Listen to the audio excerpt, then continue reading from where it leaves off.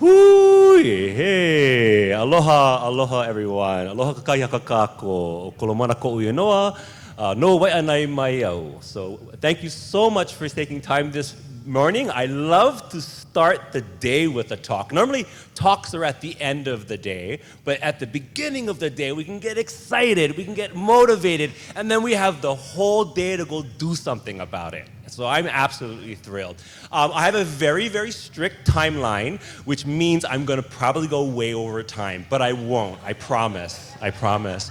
Oh, my kai. Oh, beautiful, this piece. Yay. Salim al-Salami. My kai. All right. Well, I'm truly honored to be in a space full of art. I am the artist in residence at the Capitol Modern, the Hawaii State Art Museum, and I've been there. Yay! So I'm gonna wrap this conversation up because what we're talking about here is going to be the largest art installation in Hawaii's contemporary history.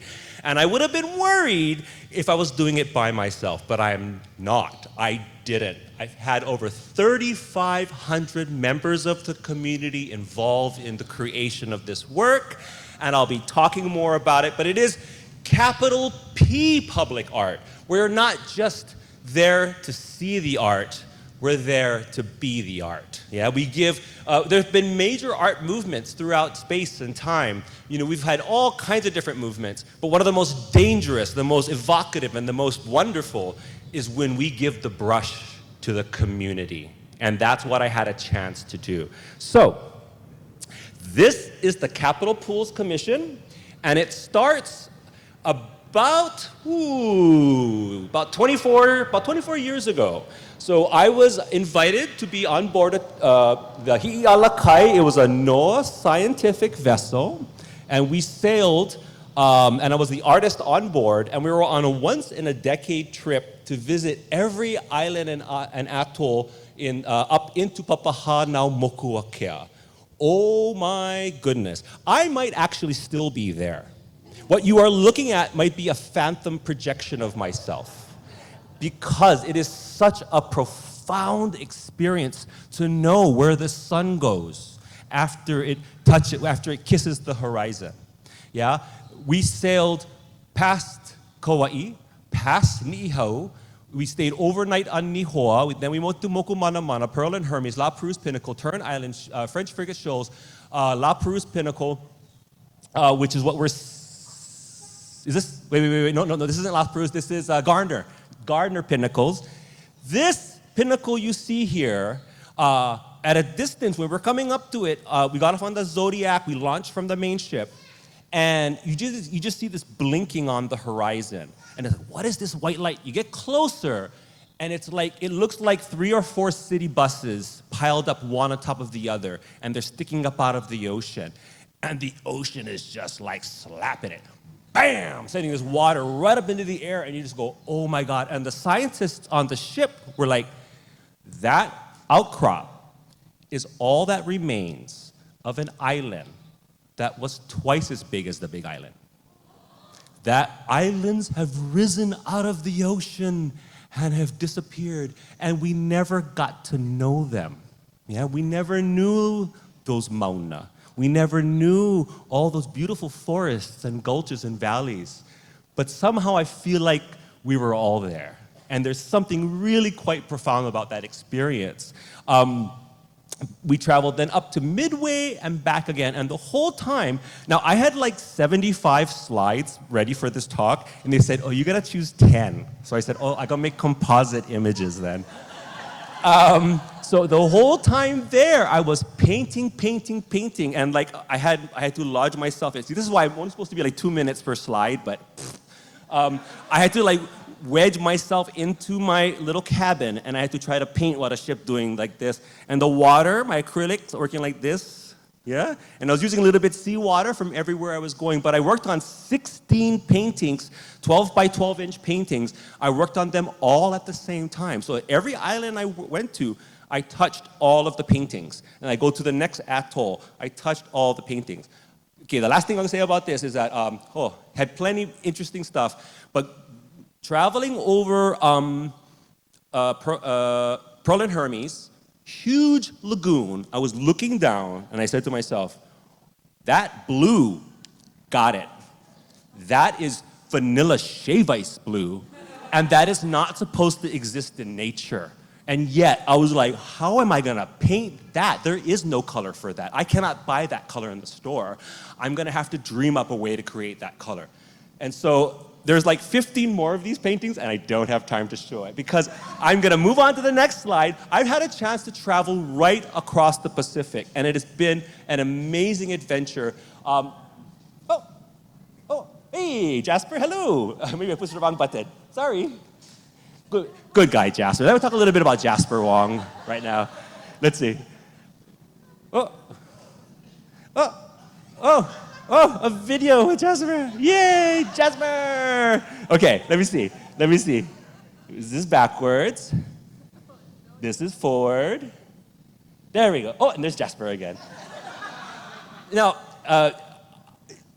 I could definitely talk story because Brother Jasper has done so much of the work that he does throughout the community. In fact, the work that he has done has set a new standard for how we're going to think about taking over more community spaces and transforming it into art. So I can go off on a whole nother tangent. I actually should be more afraid of public speaking than I am. Okay, let's go forward to go backwards. Okay, that's right. See? Okay. Jasper! Okay.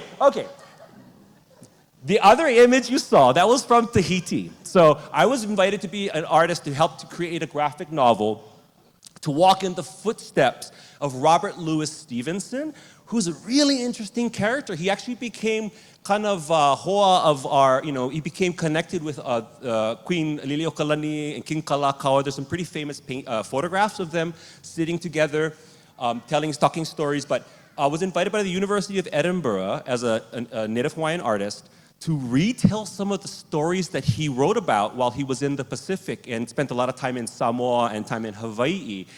And they're stories that are full of magic. They're like, they're about all this sorcery and all this kind of stuff. I'm like, if I make this graphic novel, these could get picked up and turned into like a short film. But importantly, it's in this graphic novel, it's all Hawaiian protagonists. Right? And so it was really, really neat stories. The two stories is The Isle of Voices and The Bottle Imp. The Bottle Imp is probably one of the more known stories, but The Isle of Voices is about people teleporting across the Pacific and meeting with sorcerers from around the world, and they're planning all this, pan-global. It's really interesting stuff, and it's a bit of a sleeper. Nobody's really known about these stories, but they're based in Molokai. They're based in Kona. But they also, in one of the stories, they travel to Tahiti. So as part of this work, I had to go to Tahiti, Whakarava, I had to go snorkeling. I know, drudgery. That's what you call the grind, right? And then we had to go spend plenty of time in Edinburgh to go all the pubs that he had to go to. So these kind of problems, there are challenges with the work that you have to do. And these are things you just gotta roll with it. Also part of this project is we also went to Samoa. And because that's actually where that's where he passed away. The name of the project is called Remediating Stevenson. And that's a whole nother talk for a whole nother conversation. But, you gotta love University of Edinburgh. They say, before we make another statue to this guy, we need to go visit every community he's touched, every people and we need to hear from them. Before we raise this guy up, we want to make sure that we tell his story from as many different perspectives as possible. In Hawaii, we call that makavalu, right? Many, many ways of looking at and understanding. And I really appreciate that subtlety and nuance, and especially I appreciate the fact that they asked a Native Hawaiian to do a graphic novel, and I had free reign to reinterpret his stories. That's why they call it remediating, right? There's a lot of different interpretations of remediation, but basically, I could throw out the stuff that I know Like in his stories, back in the days, they used to talk about cannibals like how nowadays we talk about zombies, right? It's like a quick get people to the theaters kind of a thing, right? But I was like, nah, I had more cannibals in Europe at that time. So anyway, going off on a tangent. But Samoa, we had to go meet with it was wonderful. It was wonderful to meet with the community there and get to hear a little bit more about their stories. Let's see where we go with our next slide. Okay. Now, the slide switched the art is on that side, and the reason for that is that in this piece, I also had a chance to travel to Bikini Atoll with Kathy Jitno-Kindiger, working with the Marshallese community, understanding the impact of climate change and the legacy of nuclear testing in the Pacific. Oh my gosh. You go someplace, gorgeous, absolutely gorgeous, absolutely gorgeous. Nobody can live there. Nobody can live there. You will never eat the coconut trees. You're not going to eat this. You might eat the fish, but imagine this. The sound of the wind in the coconut trees, the gentle lapping of the lagoon all look like that, gorgeous, and the ticking of a Geiger counter. And you say to yourself, this is hyper relevant to our species today. Yeah, we are on the cusp of, hopefully, something wonderful, to borrow a little bit of Kubrick, but also on the cusp of something horrible and existential. And so, the work I created soon after the piece was this idea, and it came out about the time of Oppenheimer. It was in the theaters when I was in there. Also, I came back to the Maui wildfires, which was just around the same time. So I had this heavy, heavy parallel of deep, deep pain. Pain from the 1964 Castle Bravo test, which rained radioactive waste, not only displaced the Marshallese community, the bikini. Let's just say swimwear, because bikini is such an insult, because it meant that when these bombs went off, all the people's clothes blew off, yeah? And all they had left was just little bikinis. So if we can, that word is, it's actually really disrespectful, because those children were irradiated. And they have health issues today, till today. I can tell you straight up, you go there, you would never want to leave. The people who are being displaced, they do not want to leave. They would rather stay there. I would rather stay there if it wasn't for the fact that I could never eat those coconut trees for the next 1,000 years. Yeah, or coconuts for the next 1,000 years. So heavy, heavy, heavy. And then we'll lighten it back up again. I went to Aotearoa, and this is just this last early January 2024. And in Aotearoa, one of the most profound things I had a chance to see, so much, no more time to talk about all the profundity. I've already run out of time. But is a Omapere, mountain-sized sand dunes that you can go and get, like you slide down on a boogie board for I swear, 2 minutes. Nah. It was only a minute, 45 seconds. But you go down and now you're whoop. But anyway, it's so bright. They say that was a navigation point because during the day, it would send light up into the sky. It was so bright. So even the daytime, you could navigate by using that point, by looking at these sand dunes. But they are vast. You go in there and you think you're in the Sahara. It's amazing, amazing, amazing. Backwards to go forward. Okay, so no more time, but I'm going to talk about what I'm here to actually talk about, which is the Capitol Pools Commission. So I was honored to be selected to be the artist to come up with the Capitol Pools design to replace the water behind the House and the Senate chamber of the Hawaii State Capitol. It's going to be the largest art installation in Hawaii's contemporary history, and I say that. I don't have time to explain why I say that, but I have to say that. And basically what it is, when the state capitol was built back in 1969, the water behind the House and the Senate chamber was fresh, but over time the water became more and more stagnant because of climate change. And you do not want to have your state capitol sitting in salt water unless you do not want a state capitol anymore. So in order to solve that problem, we've removed all that water, or I haven't, a whole bunch of other really great people haven't, I've just been watching. It's being waterproofed once and for all, and we're gonna turn it into 2 acres of walkable glass. Not only walkable, but danceable. So if you haven't been to the Capitol Modern, show up next week Friday. If you have been to the Capitol Modern, then you've probably seen the glass pool that's in the courtyard, and it's an amazing installation.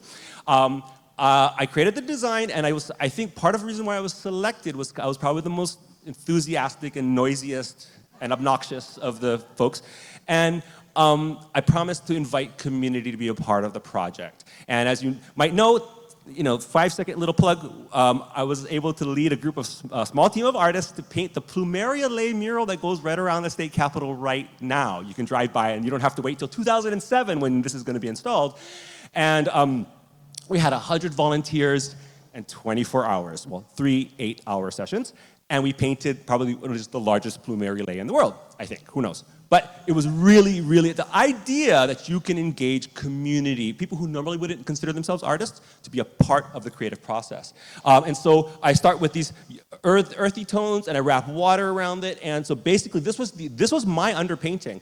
And to add to the underpainting, we had over 3,500. These are all mostly elected official and staff from the state capitol. I'm showing them because I hesitate to show pictures of community because I want to respect community, but I will show you public figures because their job is to be out and being known and being seen.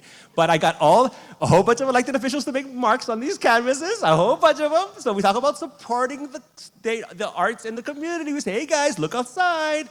Because everyone that made a mark, or groups of marks, they could then photograph the marks, and then on this next slide here, fortunately we'll be able to zoom forward, I would use a key and I would point to where their marks are gonna be for the next 80 years, maybe for the next century, because we're unlike, there might be possible solutions to change how we do this, but we're unlikely to commit another 90 million gallons of fresh water. It would actually probably have to be 180 million gallons of fresh water every year to sustain something that, honestly, let it be glass. So I took these panels with me. It was two 6-foot by 9-foot canvases.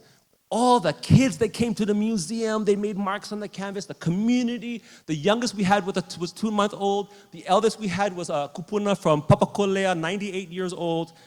All the marks that they made, 50 years from now, they will come back. Children will return, or grown-ups will return, and they'll see the marks that they made when they were children. And to me, we are creating a community heirloom. And I want to talk about the entire state is a community heirloom. Yeah, the entire state. When we think about every surface is a potential canvas, and I'm having some really exciting opportunities. Right now, there's some really exciting things happening in the arts. And so this is the time to light our fires in case your fire isn't already lit. Yeah, this is a time like no other time to be able to advocate and to get art into the world. Yay! And so all of these little marks, there's probably going to be over 1 million of these little marks. And I had a chance to travel to Paderborn, Germany, where I met the fabricators. I found aloha in Paderborn. And I'm gonna find what the translation is. But I also, a German phrase, I have my German assistant here, or no, not assistant, Kumu, teacher. Golost, wo wolltest du mein ganzes Leben lang? Yeah, yay! Glass, where have you been all my life? And Jan Peters and the whole team there, deeply loving, kind, amazing folks. They are going to use the same tradition that we use. Hali is the passing of things from one person to the next. It's how all of our heiau will build. In fact, when we talk about heiau, we talk about a gathering of mana, a gathering of power. It's the stones that were placed and all the hands that touch those stones that give those places power. Because power is community. Maka'ai nana, which is what I'm going to segue right into next. There's going to be some mark making on the glass. These are the massive kilns. Kilns that they use to fire the glass. It's going to be 3 layers of glass. Technically, they say you can skateboard on it, but I'm glad to make a public announcement. Please don't skateboard on it. Okay, so I just want to offer that. But it's super heavy-duty material, and it's going to open up the other 3/5 of the floor of the state capitol for more community engagement. So, an amazing, amazing trip. The only way I could have gotten further from Hawaii was to have gone to the moon, because it is literally on the other side of the earth. And I found Hawaii over there. So, now, wrapping it up, very apropos, this is a very, very, very, very, very rough draft of the latest scans. And this is one dot. The original dot is 5/6 the size of a pea, approximately. And each one are going to get scaled up to about the size of a tangerine, because these 9x6 canvases are going to get scaled up to 1 acre each. So these little dots are going to be big dots. And us little people are going to be big people because I want to evoke the idea of the maka'ainana. We are all the maka'ainana. We are all, in the most base, simple translation, we are all the commoners. But the word maka'ainana can be translated in many ways, but it is awareness. Maka'ainana. Yeah, an extension of the land. The land is watching the people. It's the opposite of Big Brother. It isn't the government watching the people. It's the people watching the government. You see? So this is a perfect segue. Get plenty more information, but if you forget everything else, and get plenty of flyers, go grab the flyers. But if you forget everything else, you find out more, First Friday, Capital Modern, we actually party and advocate and do advocacy at the same time. In fact, that might be the note I want to leave everyone with today. Ku'e me ke aloha. Resist with love. Yeah? Timeless, gonna work every time. Mahalo. So if anyone has a couple of questions, if not, I have a question, but anyone have any questions? I just, you just keep going. I see you all the time. You are unstoppable. As a creative myself, it's inspiring to see you. You don't seem like you ever stop. Do you ever have a creative block anytime, or do you just power through it? When I want to, I create. And when I need to take a break, I create. And when I need to get away from it all, I create. So I have found my password. I found my mission. I know why I'm here. And oh boy, one of the reasons I'm here is to potentially help anyone else who hasn't found their mission. And we are in a day and age, you want a mission? Well, there's lots of missions now. You want purpose? There's about 31 flavors of purpose. You can choose any one of them, yeah? Isn't that awesome? Yeah? So we transform our deficiencies into our assets. And as artists, we're doing it all the time. Artists are problem solvers. That's what I tell the kids every single time. So thank you for that affirmation. Bless you guys. And my hope is to make what I do not special. I want everybody, if they want to figure out who they are through their medium. So, mahalo. I have a question. So in our kind of modern here, what modern culture is very consumeristic, and you're doing an art piece that's kind of the opposite. It's we're doing this and it's gonna last. Yeah. What is a way that as artists we can begin to step in that direction or explore that instead of, just buying something and then eating and throwing away, or kind of, that whole thing? What's a way that maybe you have found that's been wow, this is exciting to do? Wonderful question. Actually, because I'm not a conventionally trained artist, I didn't go to art school per se. I just had amazing mentors, and I'm kind of feral in the sense that I just kind of jumped in and started just jump into the and just start getting in there, right? But the one bit of advice I can offer to every single artist is find a theme that you can never exhaust. Find a theme. So one of the things I chose was I'm going to create a visual timeline for a 40,000-year history based within a Hawaiian science fiction genre. And I have been keeping myself completely entertained with that. If people tell me, I have my own Netflix streaming service in my mind. We can all binge on our own imaginations. It is not strange. It is normal. Sitting down and binging on other people's content is okay, but it's something I tell the kids all the time. So I'll wrap this up with a very simple takeaway. It's a forever idea. For every hour you spend playing video games or watching TV, take 1 hour to paint, or draw, or to write poetry, or to work on the epic novel we each have in every single one of us. Do it because you deserve it. Create the book you wanted to read. Make it for yourself. This is also why I'm not in charge of my own marketing, by the way. So buy my art sometimes, buy everybody's art most of the time, but work on your own art as well. There you go. That's awesome. I just want to point out something to my point earlier. I love you, Saul. You're so amazing. The special fund I'm talking about helped fund this project. So, yeah. Yes. So that's yes, why we. exactly. Yeah. Exactly. Exactly. And in the not too distant future, expect a lot more community installations that are permanent, that will last, but involve hundreds, perhaps even thousands, perhaps even tens of thousands. At a certain point, a project like this, it goes beyond art and it goes into the realm of logistics, which goes right back into art again. So it really is. Again, we are at the cusp of a bunch of interesting possibilities. Let's choose the best one. So good. Awesome. Well, can we give a hand for Solomon? And so inspiring. I'm so excited to go and create now. And now we have a whole Friday and a weekend to do it with. Yay! Next week, Friday, first Friday, everybody, 5 to 9. Show up, show up, show up.